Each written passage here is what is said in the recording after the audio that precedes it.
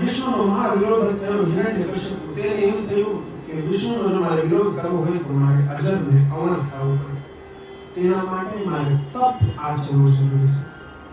તપસ્યા કરવા ગયો. કયાધુએ વાત કરી હું હવે તપ આચરવા જઉં છું. કયાધુએ કહ્યું જગતનું કલ્યાણ થાય, સારું તપ કરે તો સારી વાત. એ નાથ પાછા ક્યારે આવશો? તો 36,000 વર્ષ પછી આવશો.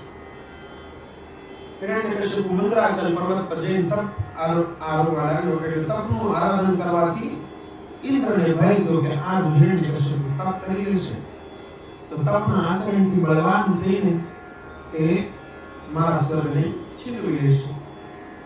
ક્યારે પણ આવા પ્રકારની શંકા થાય એટલે ઇન્દ્રદેવ તો સદાચારી છે, તે સદગુરુની શરણ ગ્રહણ કરે છે. તેને દેવગુરુ બૃહસ્પતિને કહ્યું કે ગુરુજી આ તો તપ કરી રહ્યો છે, તપનું આચરણ કરે છે. તો ગુરુ કહે છે કોઈ તપ કરે તેનાથી તને શું વાંધો છે? तुम्हारा क्या जाता है? तब तो એને કરવાનું છે, અઘરું કામ એને કરું, તને શું ચિંતા? ઇન્દ્ર કહે તેનો સ્વભાવ આસુરી છે. જો એ તપ કરીને બળવાન થશે તો આખા પૃથ્વી પર હેરાનગતિ વધી જશે. તો ગુરુદેવ તો જાણકાર હોય, તેને ખબર પડી કે જો આવું થશે તો આપણે તો કંઈક ઉપાય કરવો જોઈએ. આ કંઈક કરો, તેને આ તપસ્યામાંથી ઊભો કરો. તો તેઓ શુભ સ્વરૂપ ધારણ કર્યું. પોપટ બનીને મંદરાચલ પર્વત પર ગયા અને જ્યાં હિરણ્યકશ્યપ તપ કરે ત્યાં વૃક્ષ પાસે જઈને નારાયણ નારાયણ નારાયણ ભજમન નારાયણ નારાયણ નારાયણ.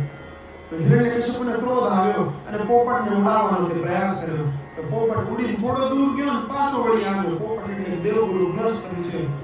ગુરુના મુખે ભગવાનનું નામ સાંભળે તો આસુરી સંપદા તો વિવલ થઈ જાય. એને એમ થાય કે આ નામ ક્યાં સંભળાય છે. હિરણ્યકશ્યપ પાછો જ્યાં આંખ બંધ કરવાની તૈયારી કરી ત્યાં પાછો બોલ્યો નારાયણ નારાયણ નારાયણ નારાયણ નારાયણ નારાયણ ભજમન નારાયણ નારાયણ નારાયણ. હિરણ્યકશ્યપુએ રૂબરૂ થવું પડ્યું. તેને વિચાર કર્યો કે આજ તો શકન જ નથી, તો મુહૂર્ત સારું નથી કે જેને મારવા માટે હું તપ કરું છું તેનું નામ મારે વારંવાર સાંભળવું પડે છે. એટલે 2 દિવસમાં તો તે પાછો ઘરે આવ્યો. પત્ની કયાધુને થયું 1000 વર્ષનું કહીને ગયા હતા, 36,000 વર્ષનું કહીને ગયા ને 2 દિવસમાં પાછા આવ્યા. પણ રાક્ષસી સ્વભાવ છે, તાત્કાલિક પૂછીશ પાછા છે ના આવી ગયા તો મારા પરત ઘટાશે. કયાધુએ બહુ સરસ ઉપાય કર્યો. તેને બહુ સરસ ભોજન બનાવ્યું. ભોજન બનાવીને તે પોતાના પતિને જમાડવા બેઠી. હિરણ્યકશ્યપે ખૂબ પ્રેમથી જમ્યો. કયાધુએ તો તેના વખાણ ચાલુ કર્યા કે હે નાથ, હું કેવી ભાગ્યશાળી છું કે તમારા જેવા પતિ મળ્યા છે. આ સાંભળીને પેલો ફૂલાઈ ગયો, કારણ કે અભિમાનીને વખાણ તો બહુ પ્રિય હતા. સમજી ગયો કે એ તો ચને કે ઝાડ पे ચढ़ ગયા है, એટલે હવે પ્રશ્ન પૂછી શકાય.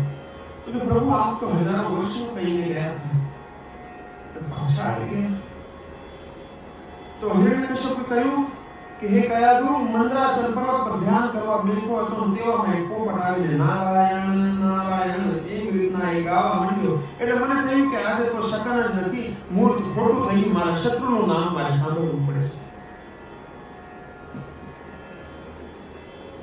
એટલે અતિશય બળ પ્રાપ્ત કરવા માટે જો તમારા અંદર કામ ક્રોધ લોભ એવા રીપુઓ જો બેઠા ને, ગુરુ મુખેથી ભગવાનનું નામ જો તમારા મનમાં વસી જાય તો ત્યાંથી હિરણ્યકશ્યપુ આ રીપુઓનું એક પ્રતીક રૂપે સમજો તો રીપુએ પોતાનું બળ પ્રાપ્તિ કરવાનું સ્થાન છોડવું પડે, તેના ઘેર જવું પડે.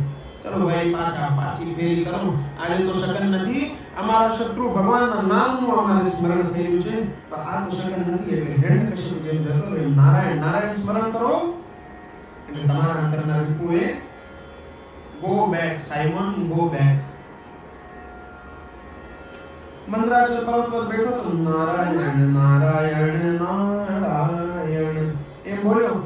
એટલે મને એમ થયું શકન નથી. તો કયાધુને ખૂબ આનંદ થયો કે મારા પતિના મુખે નારાયણ નામ નીકળ્યું. કયાધુને થયું કે હજી વધારે બોલે તો કેવું સારું, અને યુક્તિ કરીને પૂછે છે સ્વામી શું વાત કરો છો?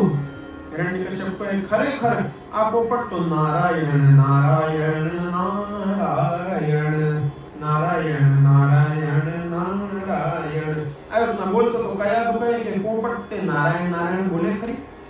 કોઈ પોપટ તો વિષ્ણુ વિષ્ણુ આનાથી વધારે કઈ બોલે ને નારાયણ નારાયણ બોલતો. હિરણ્યકશ્યપ બોલે કે હા કયા હું સાચું કહું છું તે તો નારાયણ નારાયણ નારાયણ નારાયણ નારાયણ નારાયણ ભજમન નારાયણ નારાયણ નારાયણ આ રીતના ગાતો તો આમ યુક્તિ પ્રયુક્તિ કરીને કયા જોઈએ સમય સમયે હિરણ્યકશ્યપ પાસે ભગવાનના નામનું ઉચ્ચારણ કરાવી લીધું. 108 વખત નામનું ઉચ્ચારણ થયો. જ્યારે હિરણ્યકશ્યપના મુખમાંથી ત્યારે તો ભક્ત પ્રહલાદ તેના ગર્ભમાં પ્રવેશ્યો, અન્યથા રાક્ષસના કુળમાં ભગવત ભક્તનો જન્મ થાય. પછી તે પુનઃ તપસ્યા કરવા ગયો અને મંદરાચલની ગુફામાં જઈ તપસ્યા કરવા લાગ્યો.